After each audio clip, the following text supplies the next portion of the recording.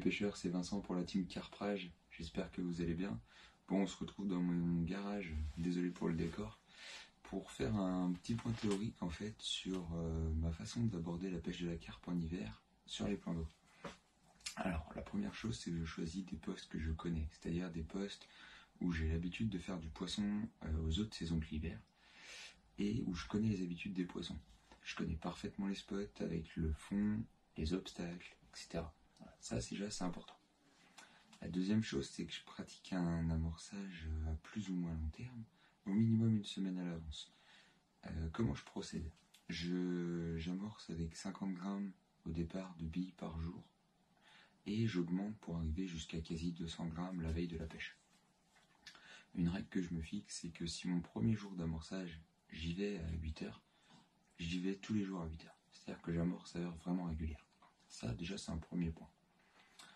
Ensuite, le choix des appâts. Alors, en hiver, j'aime beaucoup les graines.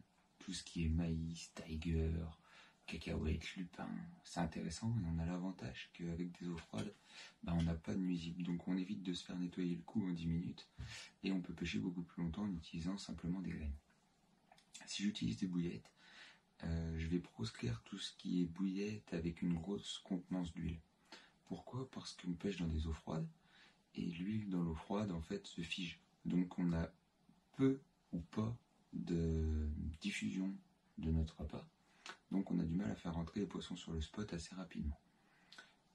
Je vais privilégier des bouillettes qui ont donc peu d'huile et qui ont des farines légères.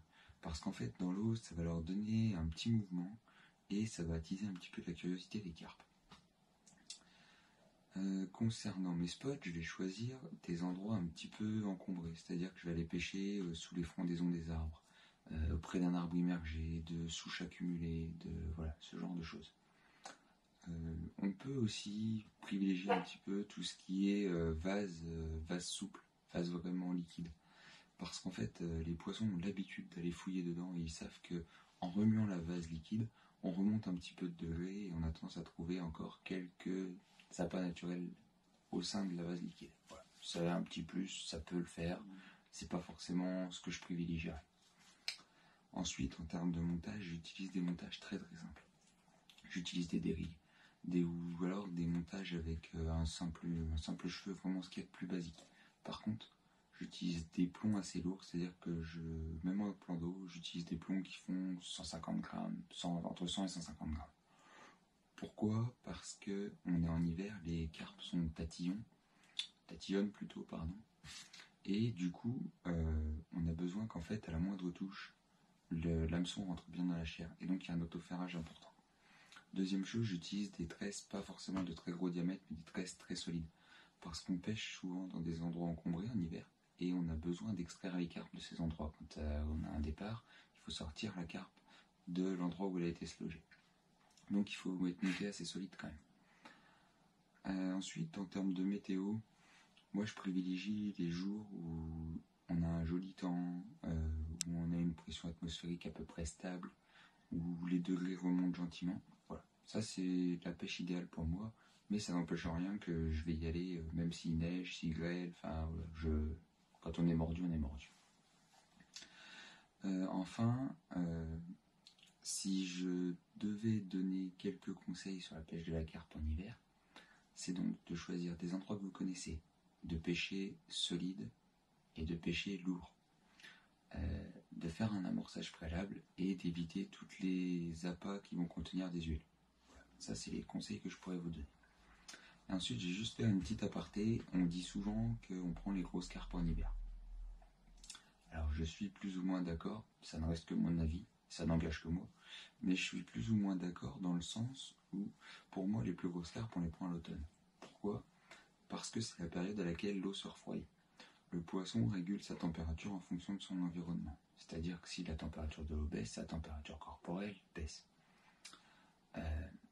Quand les degrés commencent à descendre, une grosse carpe qui a une masse corporelle importante mettra plus longtemps à faire descendre sa température corporelle, qu'un petit poisson. Donc une petite carpe de 2 kg. Et en fait, pourquoi on prendra plus de grosses carpes? Parce qu'elles vont rester en activité du coup plus longtemps qu'une petite carpe qui descend sa température corporelle assez rapidement.